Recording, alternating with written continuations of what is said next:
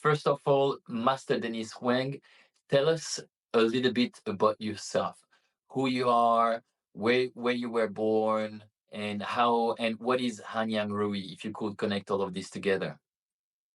Good. Actually, I was born in 1943, August the 17th, which is a long time ago. So this year almost 82 already, you know. So most of my history is all about working. I was a banker. From a banker, I became a businessman. I do restaurant, I do gin business, and finally I end up doing jewelry, you know. So when I was in China doing jewelry, I had free time, so I travel all over the mountain to look for a master to learn something. So with each and every master, I asked them, Master, do you have anything to give me? So from there, I collected a large repertoire of knowledge on Qigong. But it was not until 2003 when I met my master in the northern part of China that I was totally amazed by his ability to move people without touching them. So it reminded me of my childhood day where I see film.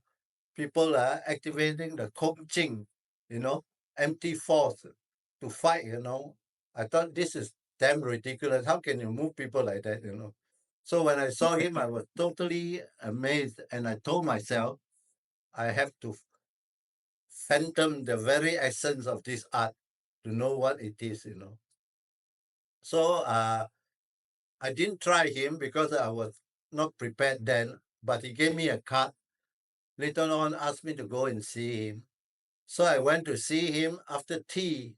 He activated chi on me, and I was moving so profusely, he couldn't even understand it. He said, "Why are you moving so profusely? You learn qigong?" I said, "No, master, I don't learn qigong." "What do you learn?" I said, "I do a little bit of stretching, physical qigong." Yes. He said, "But you are very relaxed. You have good material for this art." I said, "Thank you, master."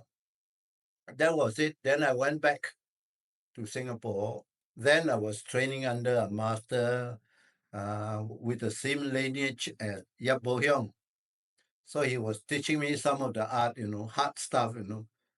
So I said I met a very strange man in China, you know, who can move you without touching you. He said, "Don't be ridiculous. There's no such thing." I said, "Okay.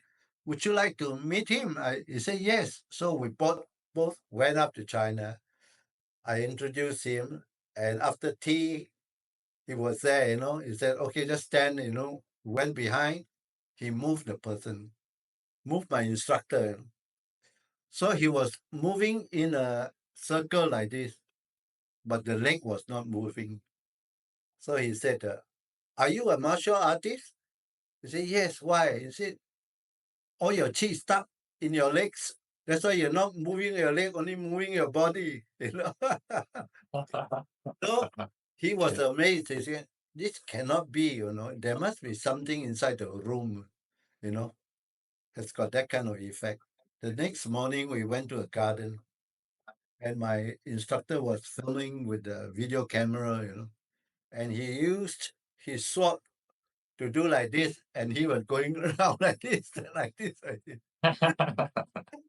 So that was the end of it. Then both of us, we asked him to teach us something, taught us something.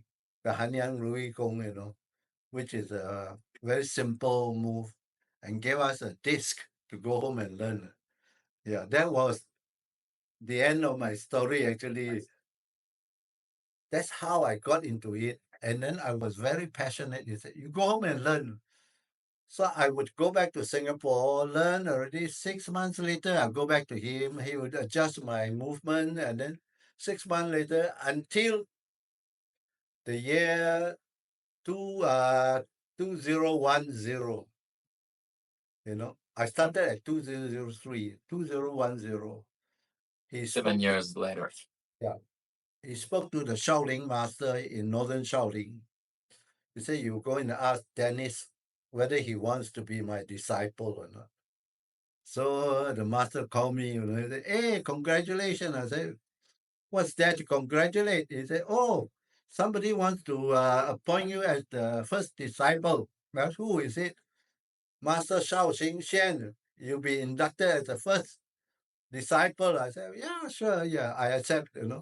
So we had a dinner in Singapore for 250 people, with people from all sort of life, martial art, everything, and I was inducted as the first disciple under my master and under the Shaolin master.